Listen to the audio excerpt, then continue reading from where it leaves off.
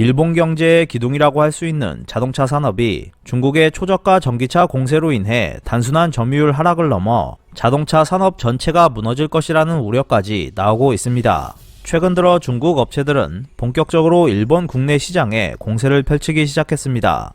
일본 경제지 니혼게이자이 신문은 지난 10월 12일자 조간 일면 톱에 중국의 대형 자동차 업체인 둥펑 자동차 그룹이 물류업체인 SBS 홀딩스에 상용 소형 전기차 1만 대를 공급하기 시작했다고 보도했습니다. 문제는 일본 내에는 둥펑 자동차와 경쟁할 회사가 없다는 점입니다. 니혼게이자이 신문 보도에 따르면 일본의 주요 운송회사인 사가와 익스프레스도 2022년 이후 중국의 광시 자동차 홀딩스로부터 7,200대 EV 경차를 공급받을 예정이고, 중국의 전기차 제조회사인 비아디는 대형 EV 버스를 40% 할인된 가격으로 2030년까지 2,000대를 일본에 판매할 계획이라고 했습니다. 탈탄소 흐름의 영향으로 일본의 물류 대기업도 EV로 이동할 수밖에 없는 상황에서 뒤처진 일본 업체의 틈을 타 중국 업체들이 일본 내 시장을 파고들고 있는 모습입니다. SBS 홀딩스가 도입하는 차량은 1톤 EV 트럭이고 가격은 380만엔 정도에서 디젤차와 거의 같은 가격입니다. 일본 정부의 보조금이 전망되는 데다가 비용 하락이 예상되기 때문에 SBS 홀딩스는 도입을 결정했다고 전했습니다. 이 때문에 일본 네티즌들 사이에서는 일본 자동차 산업의 미래를 우려하는 목소리가 대세를 이루고 있습니다. 현재 일본의 상황은 중국 기업들에게 점유율을 빼앗긴다는 정도의 문제가 아닙니다. 일본의 자동차 산업 자체를 파괴할 수도 있다는 존재라고 할 수 있기 때문입니다. 중국 EV 차량의 일본 수출은 일본 자동차 산업을 뒤흔들 것이며 작은 구멍이 큰 댐을 무너뜨리는 듯한 구조가 될 수 있습니다. 탈탄소 시대에 물류 회사들이 차량을 EV화하는 것 자체는 놀라운 것이 아닐 것입니다. 주목해야 할 것은 이러한 EV 차량이 중국 내에서 중국 기업이 조립해 수출한다는 점입니다. 일본은 안전 및 보안 기준에 충족하지 못하는 EV 차량은 수입할 수 없다고 주장하고 있지만 중국이 일본으로 수출하는 것은 얼마든지 가능합니다. 그 이유는 EV 차량의 최종 납품업자가 일본 기업이 되면 되기 때문입니다. SBS 홀딩스로부터 의뢰를 받아 EV 트럭 도입을 취급하는 곳은 팔로플라이라고 하는 EV 개발 스타트업 기업입니다.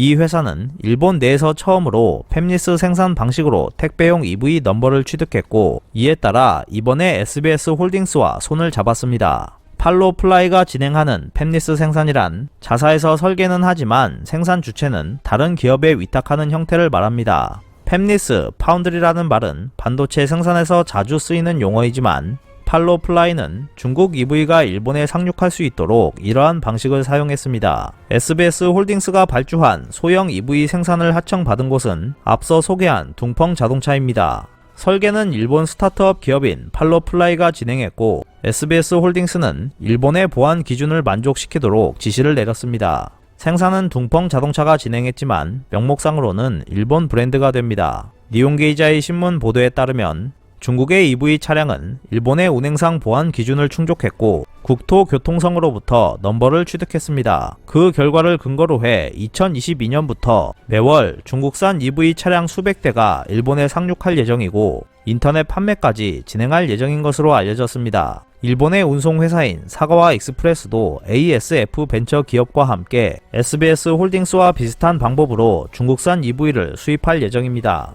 ASF라는 벤처 회사가 최종 납품업자가 된다는 의미에서 일본차가 되지만 실태는 중국산 EV가 됩니다. 사가와 익스프레스는 택배 사업에 사용하고 있는 차량 7,200대를 EV로 전환할 방침입니다. 사가와 그룹의 전 차량 대수가 27,000대이므로 30%에 가까운 차량이 중국산 EV로 대체되는 것입니다. 사가와 그룹은 2022년 9월부터 수도권 등 도시지역을 중심으로 도입할 예정이라고 했으므로 1년 이내에 중국산 EV 차량이 일본의 물류 시장을 장악하게 될 것입니다. 일본의 물류 대기업들이 EV화를 서두르는 것은 피할 수 없는 이유가 있습니다. 현재 전 세계적으로 탈탄소화가 진행되고 있지만 환경, 사회, 거버넌스 요소를 고려한 투자도 진행되고 있습니다. 기업들은 환경 등을 배려하는 노력을 하지 않으면 ESG 점수를 올릴 수 없게 되고 투자를 불러들일 수 없게 됩니다. 또한 TCFD라고 불리는 기후 관련 재무정보 공개 움직임도 확대되고 있어서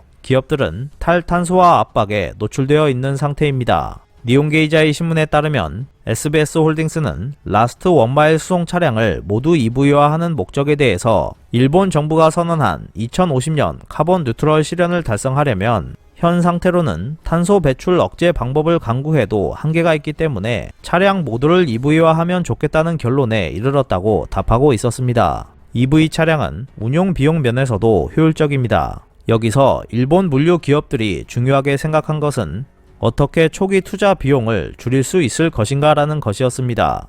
그 결론은 OEM 방식으로 중국 EV 차량을 도입하는 방법이었습니다. 이번에 SBS 홀딩스가 도입하는 EV의 판매가는 한 대당 380만엔으로 휘발유차와 같은 수준이고 한 번 충전에 300km를 달릴 수 있는 고스펙 차량입니다. 일본 기업들 입장에서 보면 여러가지 면에서 지출 비용을 크게 줄일 수 있기 때문에 상당히 매력적이라고 할 수 있습니다. 하지만 중국산 EV가 일본에서 달린다고 하는 것은 차량 제조의 수평 분업화가 가속화할 수 있다는 점도 의미합니다. 이는 일본 자동차 산업에 치명적일 수밖에 없습니다. 일본의 자동차 산업은 다른 나라 업체와 마찬가지로 기술 개발, 생산, 판매, 서비스 제공 등 다른 업무를 그룹이 모두 담당하는 수직 통합 구조입니다.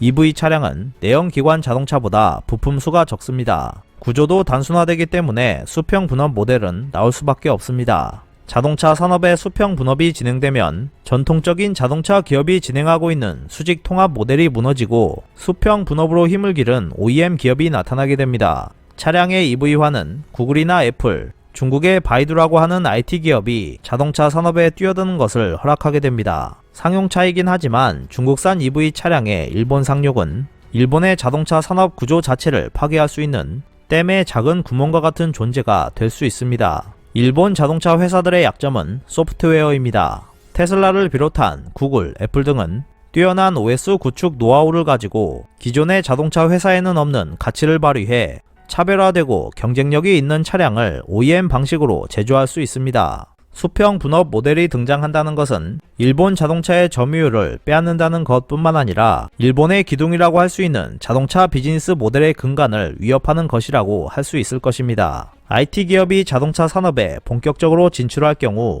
일본 자동차 회사들은 고전하게 될 것입니다. 일본의 자동차 기업들이 수탁 생산하는 하청 기업으로 전락하는 일도 발생할 수 있습니다. 이 구도는 일본이 디지털 산업에서 고배를 마신 것과 같다고 해도 될 것입니다. 다만 다행인 것은 아직도 일본은 상용 EV를 만들고 가격 경쟁력을 가지고 있으면 끝난다라고 생각하고 있다는 점입니다. 이러한 낙관적인 관측은 결과적으로 자신들의 목을 조르게 될 것입니다. 중국산 EV 차량이 일본 시장을 장악하기 시작하면 아이폰이 일본 휴대폰 시장을 차지한 것처럼 거대 IT 기업들도 OEM 기업과 제휴해 일본의 EV 차량 시장을 석권할 수 있습니다. 일본 기업들은 생존을 위해 탈탄소를 대비하고 있다고 하지만 그것을 계기로 일본의 국가 주력 사업은 주저앉게 될 것입니다. 이상 피커TV였습니다.